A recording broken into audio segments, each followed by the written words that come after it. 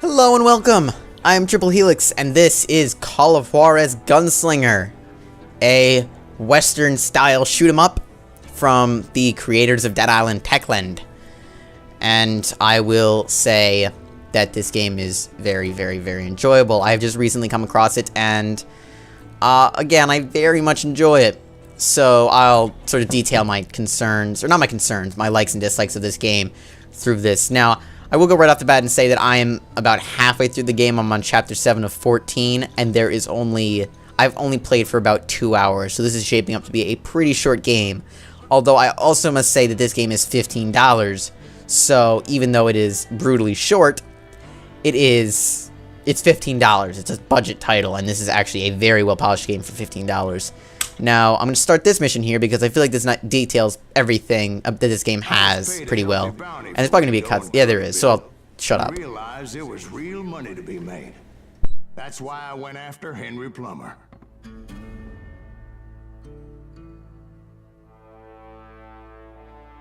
Now, wasn't he the sheriff who augmented his income by shaking down miners and robbing gold shipments? That's the one. Oh yeah, I remember him. He ran that gang of thieving outlaws called the Innocents. So it's true that you went toe-to-toe with him? Indeed I did, son. Indeed I did. So this game has a very interesting way of telling its story. Rather than the typical events play out as you play through the game, in this one, the main character, Silas Greaves, who is a bounty hunter, is telling his story in a bar to this group of people who's interested in hearing it. And his memory isn't the greatest, so he'll sort of change events a little bit based on his memory or just the fact that he wants to make himself sound cooler. So it's very interesting to see his sort of memories play out in the actual game.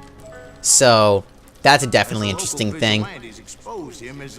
And I'm going to be talking over him for the most part because he does a lot of talking, and the narration, the voice acting is pretty well done, considering that this game is $15. The voice acting is pretty well done, and again, it is, he talks quite a bit, but it doesn't usually get in the way of the action too much. The action is pretty much non-stop and over the top. Now, we can see two guys here, and they appear to be standing by gunpowder, so guess what I'm going to do? Goodbye. And normally speaking, if you're playing this on the actual game, you get experience based on kills.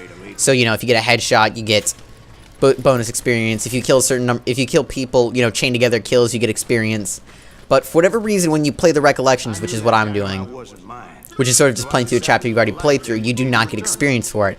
And that is definitely something that bothers me. I feel like I should get experience if I'm playing through the game a second time, if I'm playing through a chapter again anyways. Because it's basically like New Game Plus. You keep all your skills as you go through the game, though, so no worries about losing them. Now, something that I really like about this game is sort of when you shoot people, they just die in an explosion of blood as you shoot them in the head. There's just an explosion of blood as they fall to the ground in slow motion. Which, you know, is just a small little detail.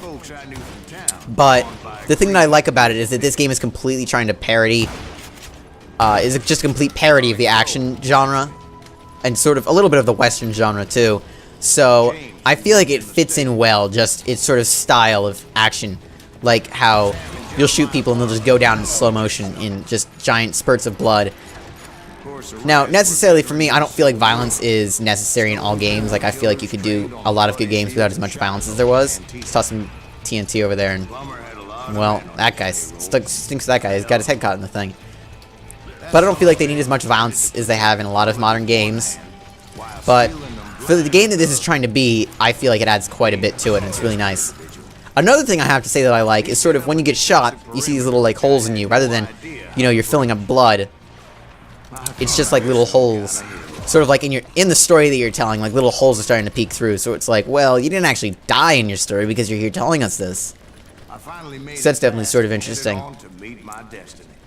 And this is where they'll introduce another interesting concept of this game. I had a few ideas on how to get into that mine, but once I made my decision, I knew there was no turning back.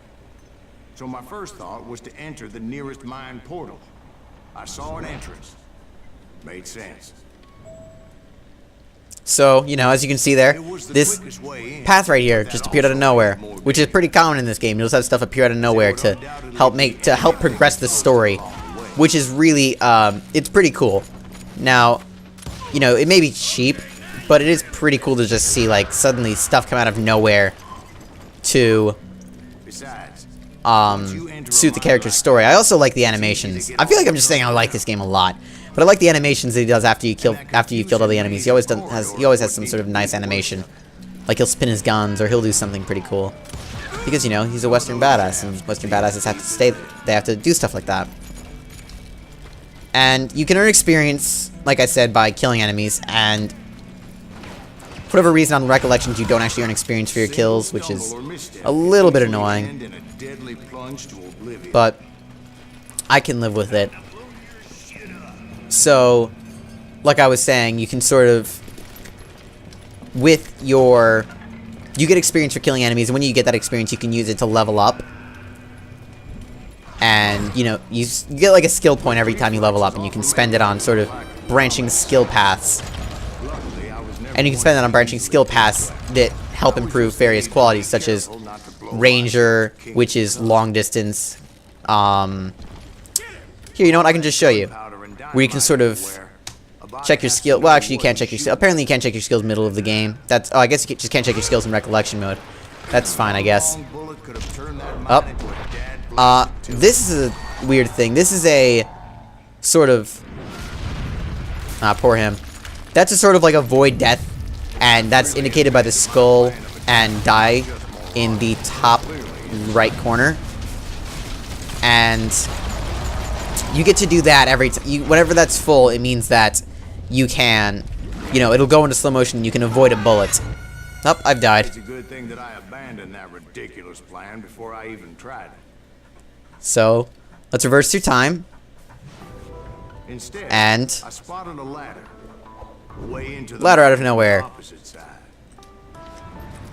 And that's sort of like this game's big gimmick is it's There was a long way around, but that approach it's seemed sort more of sensible at the time. it's interesting story. I like the way they tell the story in this game, and the story is definitely interesting. Sort of his That scaffolding scared moving on as a bounty hunter, and it is a very, it's not exactly funny throughout the whole game, but it is definitely well, I forgot to climb that ladder there, whoops.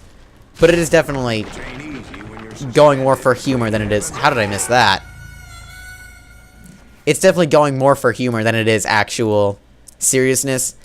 And that's also another compliment I have for this game, where most games of this style, determined not to give they up. sort of, they make fun of a genre by imitating exactly what we don't like about that genre. And while this is sort of like imitating, you know, gratuitous action things in video games, people sort of like that. It's a fun thing to do. You can replicate that and they do it well. It's polished, it's fun, and all of that. But, you know, something that these games often get wrong, which the most recent thing I can come to mind is Duke Nukem.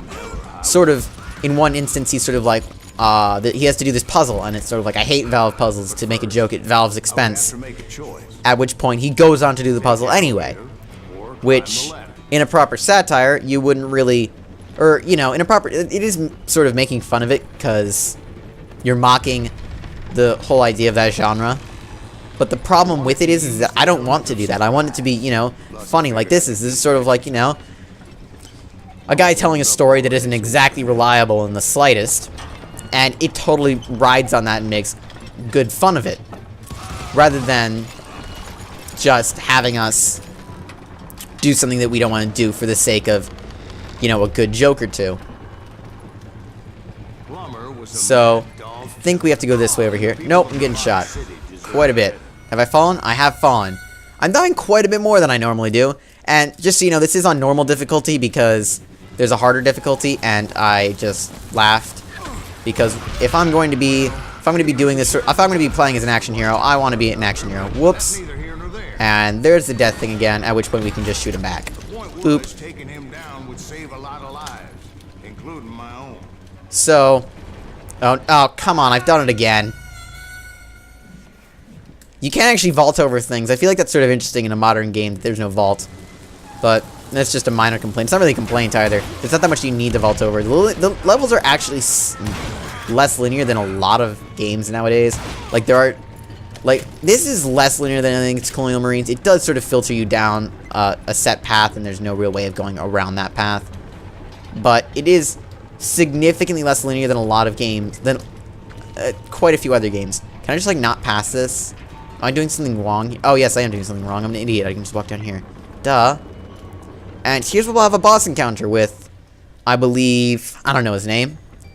And this is where they sort of introduce the bosses, and I like the way they introduce the bosses. It's a very artsy sort of thing.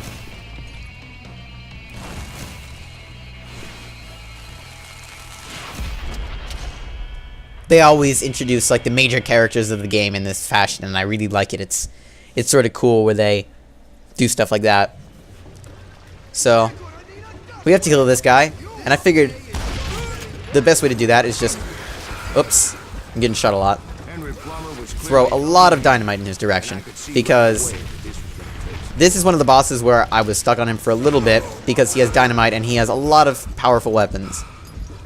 But with... getting shot. But with just throwing repeated dynamite at him, he doesn't really... He has to, like, run away and hide, at which point he's just dead. Whoop. I thought that TNT was gonna hit me for sure. Just keep, like, throwing stuff at him.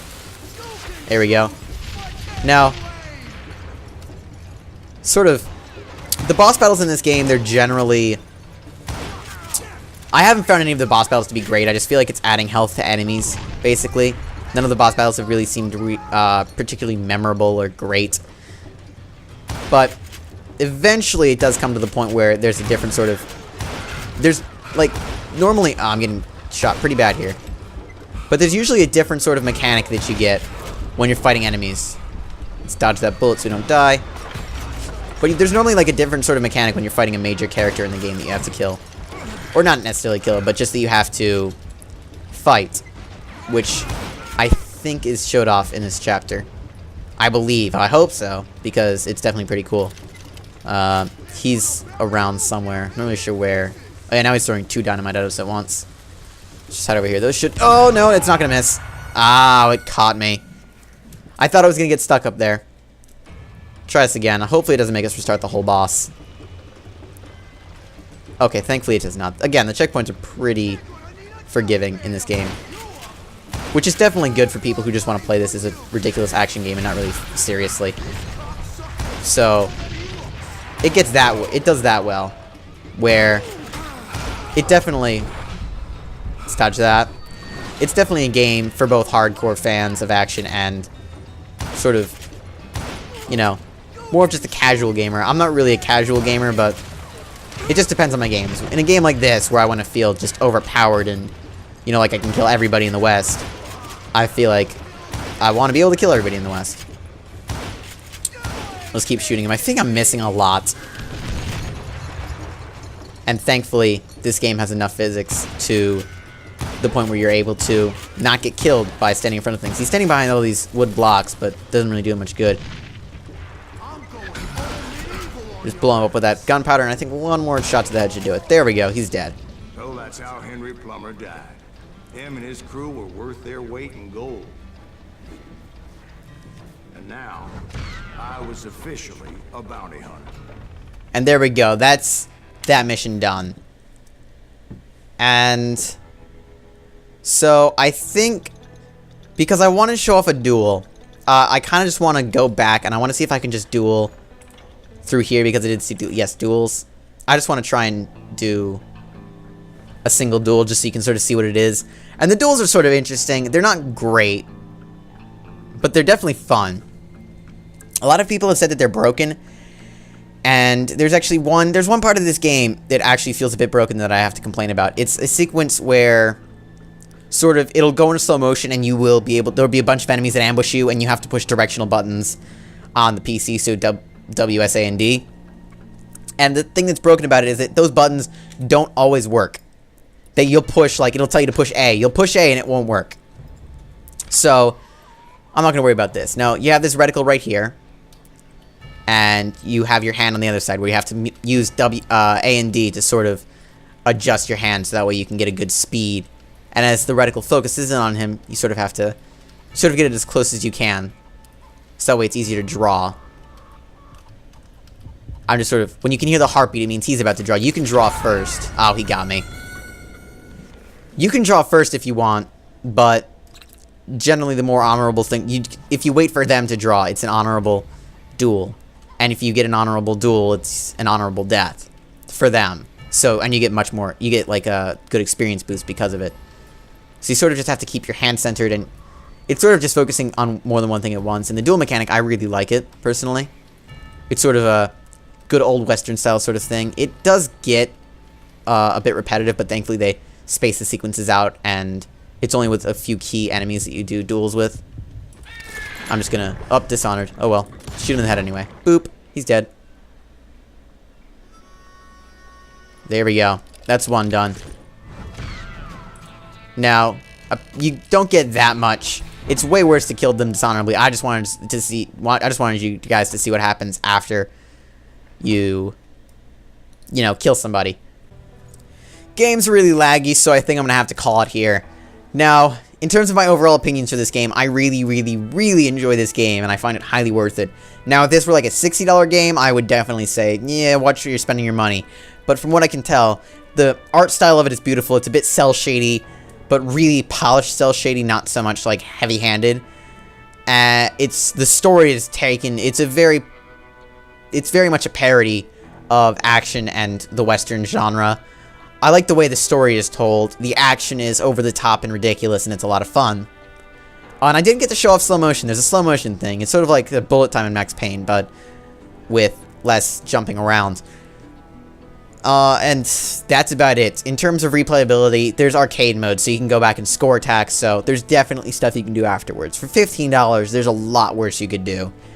And even that's underselling it. I think that for $15, this is a definite must-buy if you like action games, first-person shooters, or just Western things.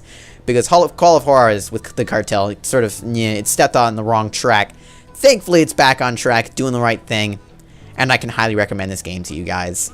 Anyways, like and subscribe if you enjoyed. Contest going on, read the description for more information, and until next time, this is Triple Helix, signing off.